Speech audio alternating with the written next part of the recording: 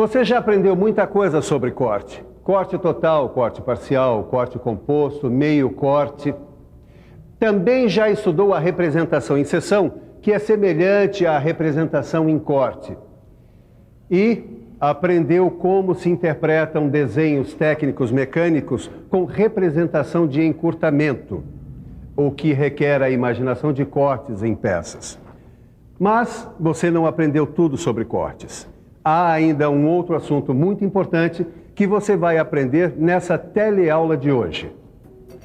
Na teleaula de hoje você vai saber o que é omissão de corte, vai entender quando e como aplicar a omissão e vai ver muitos exemplos de desenhos técnicos com omissão de corte.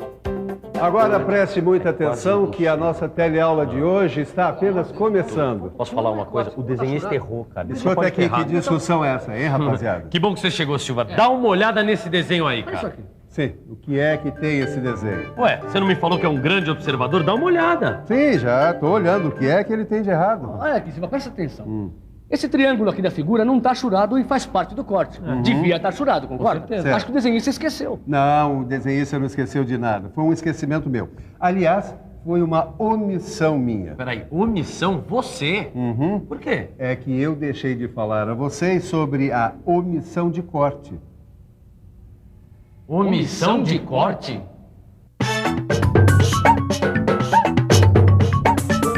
Omissão quer dizer falta, ausência. Isso quer dizer que nas representações com omissão de corte, as achuras são parcialmente omitidas. Como é isso? É justamente o que nós vamos explicar. Angela, não é melhor começar do começo? Ah, é verdade. Do começo, bem do comecinho, assim fica tudo bem claro. Agora, você sabe qual é o meu lema, né, Miguel? Sei. Mostrar em vez de contar. Então, dá só uma olhada aqui. Observe bem esse desenho. O que você nota? O desenho está totalmente achurado, não é? E o que isso quer dizer? É que o corte atingiu totalmente as partes maciças da peça. Agora me diz uma coisa. Veja bem esses dois modelos aqui, viu? Prestou bastante atenção nos dois? Então responda. Qual dessas duas peças corresponde à vista em corte anterior, a primeira que apareceu na tela? É difícil, não é? Fica complicado dizer à primeira vista qual das peças atingidas pelo corte está representada na vista achurada, pois as áreas atingidas pelo corte são semelhantes. É aí que entra o nosso assunto de hoje, omissão de corte. Para você entender muito bem por que certos elementos devem ser representados com omissão de corte. Repare nessas duas escoras aqui. Uma delas é totalmente sólida, maciça, enquanto a outra tem uma estrutura mais leve, tem essa nervura, quer dizer, menos quantidade de partes maciças. Agora vamos fazer um corte no sentido longitudinal, nas duas peças. Vamos ver o que acontece. Veja bem, quando a gente faz um corte no sentido longitudinal, olha só. As áreas atingidas pelo corte são semelhantes, não? Então, para diferenciar as vistas ortográficas das duas peças, é que a gente tem que usar a omissão de corte, para deixar bem claro qual peça que tem a estrutura mais leve, que tem essa nervura. A gente precisa representar essa peça com omissão de corte. Embora a nervura seja uma parte maciça, ela é representada no desenho técnico sem achuras. Olha como fica o desenho. Na vista frontal em corte, as achuras foram omitidas, onde seria representada a nervura. Percebeu quando se utiliza a omissão de corte? Olha só, na vista frontal dessa escora maciça, não se utilizou a omissão de corte. Aqui está a vista ortográfica completamente achurada. Mas, para representar a escora com a nervura, foi utilizada a omissão de corte. Olha só. Representando a nervura com omissão de corte, não se fica com a impressão de que a peça com nervura é tão maciça quanto a outra. Bom, afinal de contas, não é tão difícil assim entender quando a gente precisa da omissão de corte, né? Eu também entendi que a omissão de corte serve para diferenciar uma peça maciça de uma outra que tenha, por exemplo, uma nervura. Mas será que toda peça com nervura é representada pela omissão de corte? E, na verdade, quais quais os tipos de peça que são representados pela omissão de corte? Boa pergunta, Tito. Na verdade, apenas alguns elementos podem ser representados em omissão de corte quando seccionados longitudinalmente. Bom, quer dizer que tem uma lista de elementos que são representados pela omissão de corte? Ah, sim. Como sempre, esses elementos são indicados pela ABNT. Espera aí que eu vou mostrar aqui para vocês alguns desses elementos. Como vocês já sabem, as nervuras são elementos que devem ser representados com omissão de corte. Também as orelhas são elementos que devem ser representados desse modo. E além das nervuras e orelhas, outro elemento que pode ser representado com omissão de corte são os braços de polias e os dentes e braços de engrenagens, como neste exemplo aqui. Ananias, tudo bem? Oi, Marcos, tudo bem? Vai. E aí, como é que ficou aquele modelo que eu fiz para você, hein? Ficou perfeito. É por isso que eu vim encomendar um outro modelo para você. Claro, vamos olhar o desenho. Olha aqui. Eu acho que esse desenho ficou meio esquisito. Olha, você não acha que faltou achurar essa parte triangular aqui, ó? Não. É que está representado com omissão de corte.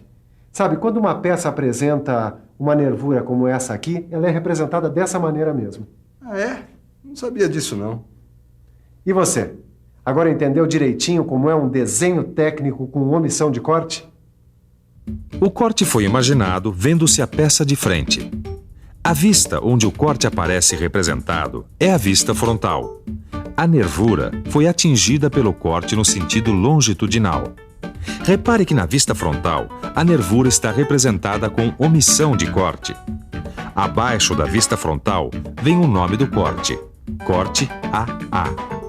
O local por onde passa o plano de corte vem indicado na vista superior pela linha traço e ponto estreita, com traços largos nas extremidades. As setas apontam a direção em que foi imaginado o corte. As letras ao lado das setas identificam o corte. A vista lateral aparece representada normalmente, da maneira como é vista pelo observador. Mas lembre-se de uma coisa: a nervura só é representada com omissão de corte quando é atingida pelo corte longitudinalmente. Agora, Ângela, não seria interessante dar outros exemplos de cortes longitudinais? Ah, boa ideia. Eu tenho aqui no computador um ótimo exemplo. Dá só uma olhada. Observe esta peça em perspectiva. Repare bem nas nervuras. Vamos imaginar que a peça foi atingida por um plano de corte longitudinal vertical para poder analisar as nervuras. Olha só, numa representação normal de corte, toda a área maciça atingida pelo corte deveria ser achurada, como mostra esse desenho, você está vendo? Só que esta representação dá uma ideia falsa da estrutura da peça, você não acha? Então é necessário imaginar a omissão de corte na nervura longitudinal. Você não acha que assim a gente tem uma ideia mais clara da estrutura? E olha agora as vistas ortográficas. A vista representada em corte é a vista frontal. E nela, a nervura atingida longitudinalmente pelo corte é representada com omissão de corte. A nervura transversal é representada achurada. E agora imagine a mesma peça cortada ao meio por um plano de corte transversal. Nesse caso, a vista atingida pelo corte é a lateral. A nervura longitudinal deve ser representada achurada, porque foi atingida transversalmente pelo corte. E a nervura transversal deve ser representada com omissão de corte.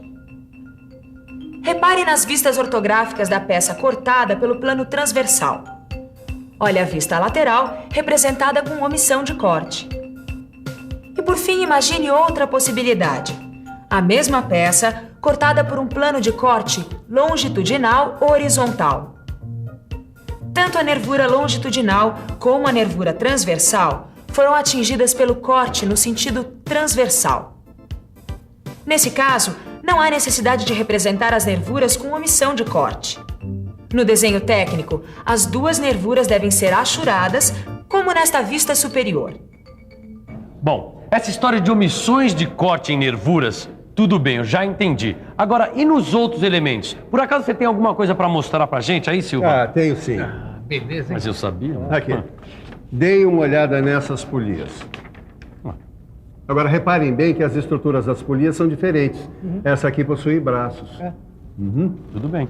Agora, essas aqui são as duas polias seccionadas. Numa representação normal, as duas polias ficariam semelhantes. Querem ver? Olha aqui. Nossa. E parece a mesma peça, sem tirar nem pôr. Por isso, os braços da polia são representados com omissão de corte no desenho técnico. Olha aqui. Poxa, é o mesmo processo das nervuras. Agora dá para ter uma noção mais real da estrutura da peça. Exato. Essa é a função da omissão de corte.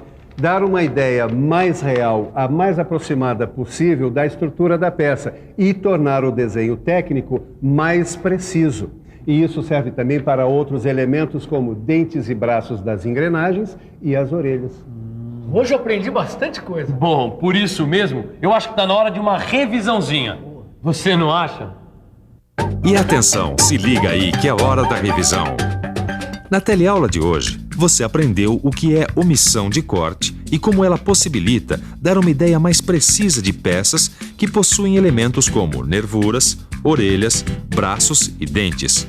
Viu também que no desenho técnico as achuras são omitidas quando aqueles elementos são atingidos longitudinalmente pelo corte, embora correspondam a uma parte maciça da peça. Aprendeu que apenas alguns elementos devem ser representados com omissão de corte, como as nervuras, orelhas, braços de polias e dentes e braços de engrenagens. Agora você já sabe como ler e interpretar desenho técnico mecânico com omissão de corte. Mas para que esse conhecimento se transforme em prática, é necessário treinar bastante. Como? Resolvendo os exercícios que acompanham o seu livro. Bons estudos e até a próxima!